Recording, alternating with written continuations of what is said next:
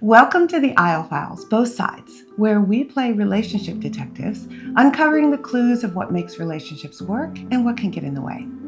Drawing on our own experiences in 1,500 weddings and our own 36-year marriage. Wow. I know, that's a lot. It is. Today, we are opening a case which happens to be the worst mistake I ever made as a wedding photographer in 30 plus years. True. This one hurts, but Very uncomfortable. let's just open it Let's up. dive right in. This is the veil story. And in this case, we're going to tell the story, kind of dissect the details, get both sides of the aisle from the groom's room perspective. Sure. I was there. You were. Okay, so here we go. Case file 3, the veil case. Leading up to this wedding, boy, did I hear a lot about this veil. It was. Yes. You know, it really doesn't matter how much it costs. It just matters that it was the most expensive veil in over 1,500 weddings that I can ever recall being talked about. The most important veil. It really was. It was hyped. Yes, because it was special and, custom made and all of that. Oh, yeah, definitely. Mm-hmm. And I couldn't wait to see it. I was really excited. However, there was a veil handler in this. True. The wedding planner had a person that was going to be delivering the veil. We were taking pictures, doing the first look at Lowe's Vanderbilt Plaza in Nashville, Tennessee, where this wedding took place. And when we had their first look, oh my gosh, it was beautiful. The veil had this probably a 4-inch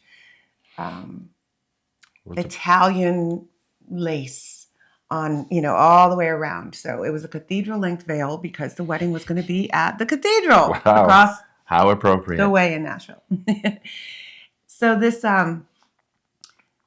veil, as I was working with it, do you remember what I wore on my feet that day? Yeah, it was not a good plan. The rocker style shoes, because you were searching for something that would be more comfortable. Correct. We walk a lot of steps. Yes, we do.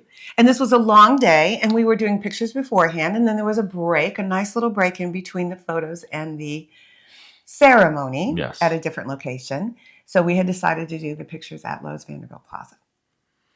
I wore tennis shoes, the rocker style, like you said, because I thought, well, why wear my normal shoes that are, prettier and be uncomfortable by the time the wedding started? They were snazzy. They were a little. No, they were not. The tennis shoes? Yeah. They were ugly. Well, but however, functional. They were pretty ugly. So we thought. But I wore them thinking I was helping my longevity of the day. I think we were going to be photographing for 10 to 12 hours. Yeah, it was a long one. And I thought, let me try these. Learned to regret that. But so I didn't have my normal footing, literally. And the bride and groom had their first look, and wasn't it romantic? It was beautiful. Oh, it was beautiful. And they were just so much in love. And that veil looked amazing. So there was this beautiful circular bench. You remember that in the middle of the lobby? And I thought, this is a great place to pose them for a photo, to make it look like they were just having a romantic moment. And I placed them, and then I took this beautiful veil and I laid it on the carpet. It was like a wisp, just a wisp. Some kind of an oriental rug or something, very patterned. And I laid the veil down. And then I reached over. I wanted to fix the bride's earring. And I reached over and I tripped. And when I tripped, the groom reached out to hold, keep me from falling. And he saved me from falling. Well, he did. Which was really nice of him. But it came at a price. And however, when I stepped back and they were like, are you okay? And I'm like, yeah, I'm fine. I had my camera. Nothing fell. I stepped back, I repositioned the veil, and when I lifted up that veil, I saw a hole, a rip, a tear. A tear. Like I could have put my head through it. And I think my heart literally sunk into my stomach, I didn't know that was possible, but it did. And I was frozen for a moment. And then, did you notice that? Is that why you came running over? Yeah, I mean, the look on your face was Do you think, because they didn't, the bride and groom said they didn't see that. So what was it about? Well, that's part of my job is to kind of keep an eye on you, just in case you need switch out a piece of equipment quickly or something, or you step on a veil. SOS, please help. Okay, so you came over. I did. And I had to tell you the worst news I could have told you on a wedding day. Correct. I mean, I'm pretty sure that's the worst thing I could have done. Well, you had to. Oh, it was horrible. Wow. My heart just about stopped. Did it drop into your stomach? Well, I can't even. That's how I felt. I mean, it was just indescribable because the lead up to the veil was extensive, and so this was the worst possible thing that I thought could ever happen while we were working. You are correct.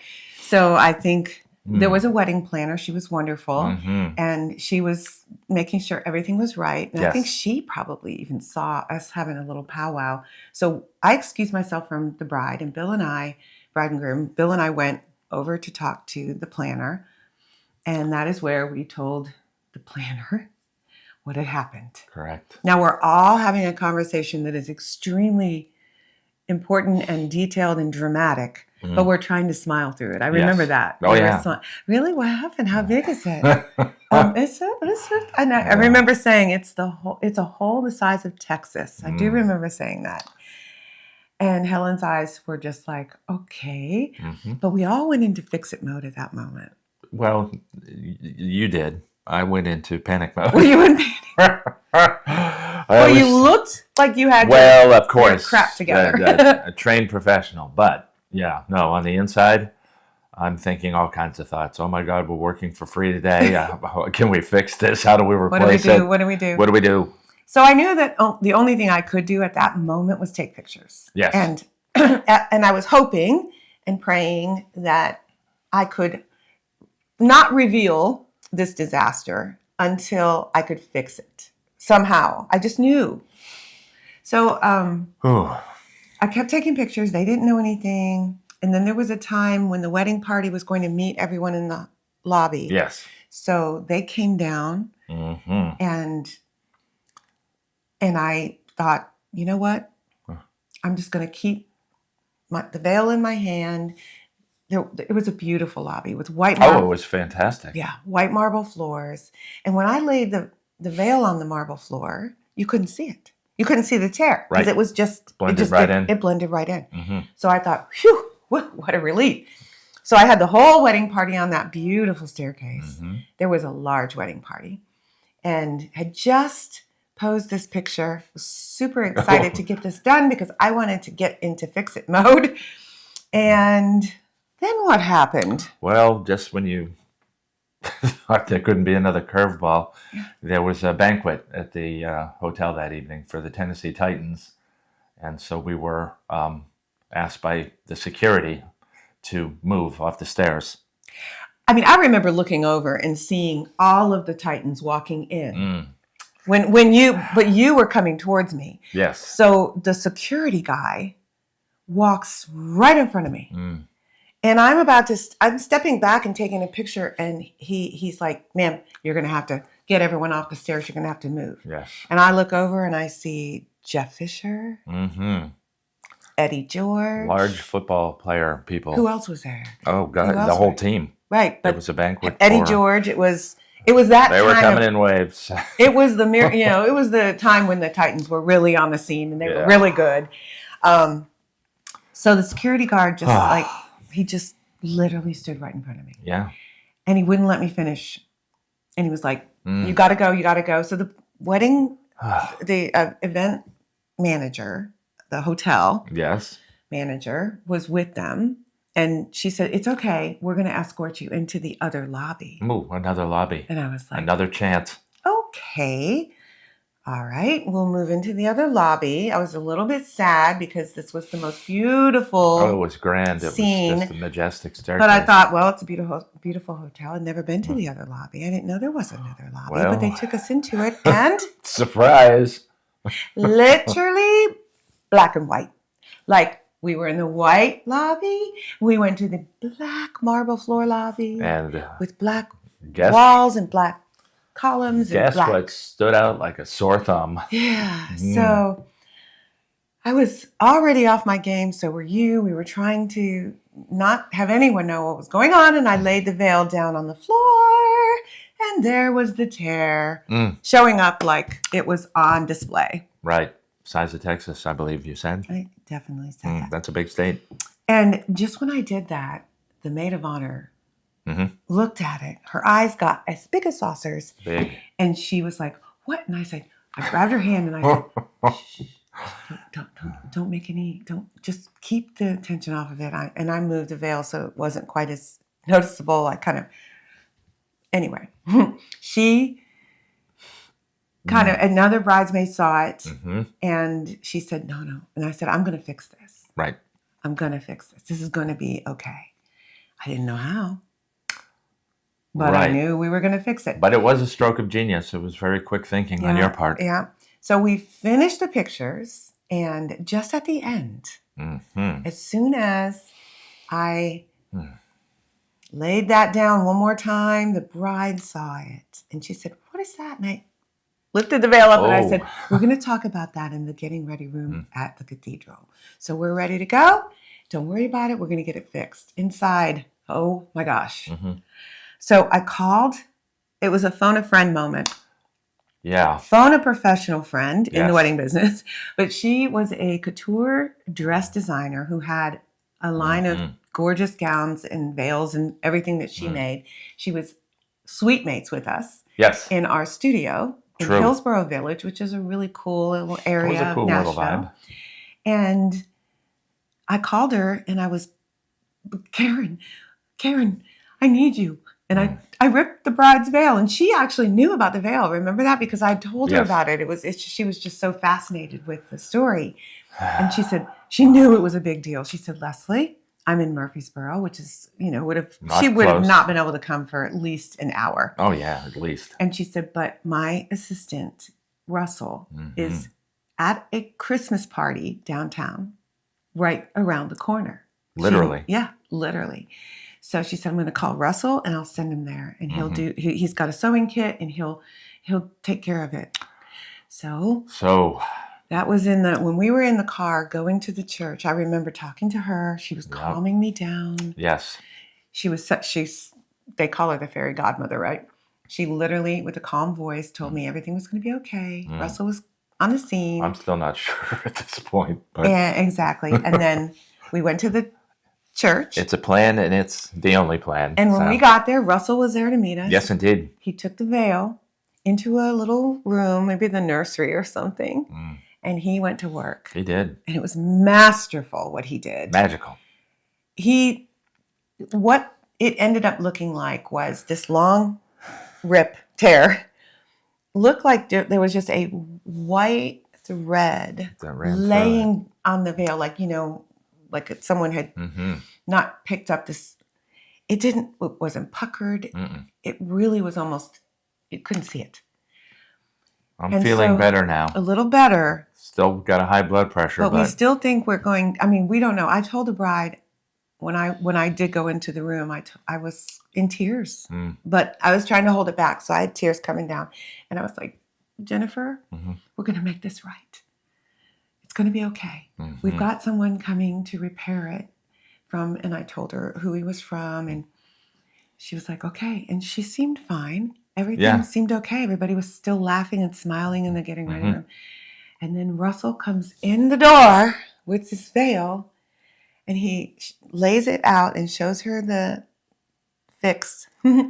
And I said, oh my gosh, it looks beautiful. I said, don't worry, after the wedding, after this is over, we will replace the veil or have it fixed permanently or refund you or whatever you want. Yeah. And she took the veil out of my hands and she said, no, absolutely not. This is my veil, and it's a one of a kind, and it's even more special because I had a couture dress designer come to my wedding and fix my veil on my wedding day, and I would not have it any other way. True. And she looked me right in the eyes and she said, I absolutely don't care. Do not worry about it. And then we had the wedding. Beautiful wedding. It was beautiful. It was a great day. A celebration. I mean, outside of that one, whoops. And that's the case. That's the entire case. Now we want to dissect. We want to look at the clues and the details of this case. Correct. And see where love went right. Yeah, definitely here. It went all right. Yeah, because 16 years later. Such a poised and graceful young lady. It could have taken a drastic turn for the worse, but she never lost her composure. And like I said, 16 years later, they're still happily married. Correct. And they have a family.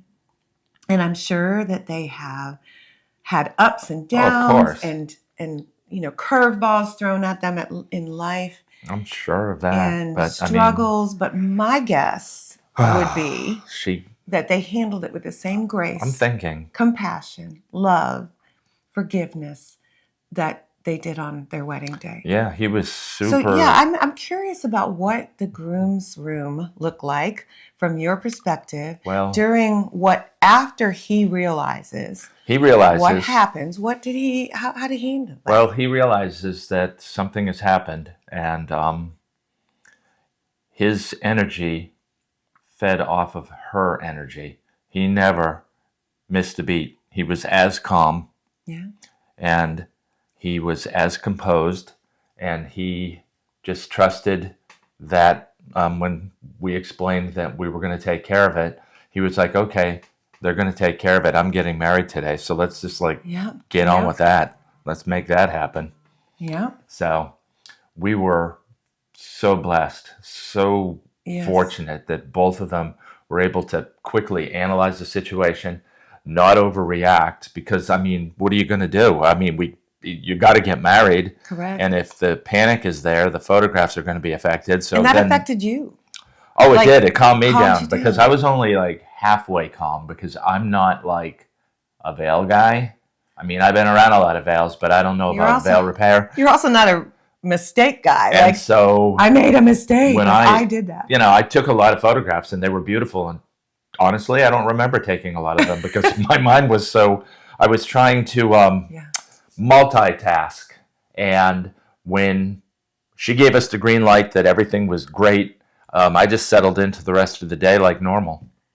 And she gave us permission, from my perspective, because we both knew that it could have gone off the rails. Ooh. And we both know that if she had reacted a different way, he would have reacted a different way. Oh, definitely. Most likely. Because he would have said, oh my gosh, this is ruining my wedding day because she's now not happy for whatever reason. It wouldn't matter. It's like if he looked at it for the disaster it was and not for the opportunity of, hey, they are doing what they can. Right. They didn't do it on purpose. Right. I say they, it was really me. And not to diminish his role, but she was really the lead character in this. She was going to determine how everybody else reacted. And so it was her poise and her grace. Mm-hmm. No one else missed a beat. Everybody fed off that energy, and it was really, it was a small miracle. I think you're right. I love that perspective because it doesn't matter if it was my mistake in the veil story or any of the stories we'll be uncovering in the future.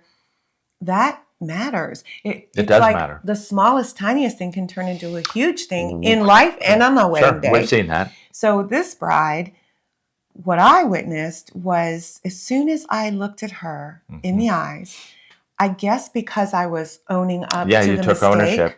I wasn't saying, I don't know what happened, who did that or anything like that. It never dawned on me to blame it on anybody else but me, obviously. To deny it. Correct. But I looked her right in the eyes and I was completely sincere. And she could see that you were deeply affected by it, genuinely. It wasn't I've got to fake my way through this and hope I don't get And I had the bridesmaids in trouble already on my team because I let them know. There's basically there's nothing we can do about it right now. Large wedding party. It wouldn't have been out of the question for one bridesmaid to get a little cranky. there oftentimes So- is one of those. And It was just a blessing all the way you know, around. the sky is falling. I think of that like the sky is falling, the sky is falling. Nobody Sky said fell. that or did that. The sky fell. Everybody fed off the bride. So as Yes. soon as I looked at her and she said, I said with confidence to her, I'm going to take care of this. This is going to be fixed. Don't worry about it. We'll talk about it when we get to the church. And inside, I still had faith because I knew I was going to call someone. And I just had faith in that. Well, and I fed off your energy. Correct. I mean, I could Isn't have completely, I'm more of an A-type person, and I could have completely popped. You could have. But Leslie was calm, and so that helped. On the outside, I was calm. Let's be real. On the inside, I was literally falling apart. I don't know what I was like on the outside. I felt like I was trying to hold it in. I think in the planner, we all three knew this was not normal. Right. But I think from the viewpoint of the couple and the wedding party, and even the Titan security, they wouldn't have known that I was literally a basket case inside. So anyway, back to the bride. The excitement on her face when the Savior walked in the door, right? And I really felt that genuine. She did not just say it for the wedding day, and later on I was going to get an email that was going to be, and the following things, and I want a refund and all of that. Well, that was a possibility. We would have been happy to give that if that was what would have helped. Correct. But I knew it at that day. It wasn't going to help. Because she didn't need that. What she needed is to know that whatever happened, the people around her, the people she loved, and the vendors that she hired were going to make it okay. Correct. And she trusted. She had compassion, forgiveness, and for all those reasons, I'm not surprised at all that this the marriage, is in the column of success. Correct. Right? We are not here to talk about, okay, now this is how you should behave and this is what you should do. We are observers of what kind of, curveballs and what kind of disasters or what kind of communication errors or, you come up against a brick wall in a marriage or a wedding planning or anything in between. True. And we've been married 36 years. Wow. I know. Going on 37. And I think we have had the built-in advantage to learn from what goes right and maybe where it goes a little off the rails. I mean, sure, you play different scenarios back in your mind of things that you've seen, and it kind of helps you to frame your behavior. Sure. I think so. I think that's why we started this podcast, really. Yeah. Because if we're seeing these things constantly at weddings, and then we're able, and we get to see, of course, the vows and the lovely, beautiful testament to love, and the people telling each other what they think of each other. I work for cake. And that's always that is in the contract. He gets a piece of cake. And I'm not kidding. You think I'm kidding. So all of those things are beautiful. Yes. And sometimes in people's lives, those things are considered a day. It's just a day. Oh, that's when we got married. But then 5 years later or 7 years later, they might be experiencing something that they're like, that's not who I married. Sure. And sometimes that might be true. We're not here to say that's right or wrong. But I think it's important. I think if they have a little something that they have to deal with on the wedding day, and there's always something. I mean, this was a big something. Yeah.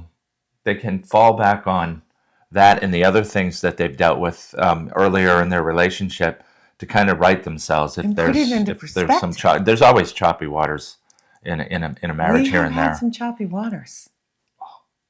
Tidal waves. So correct.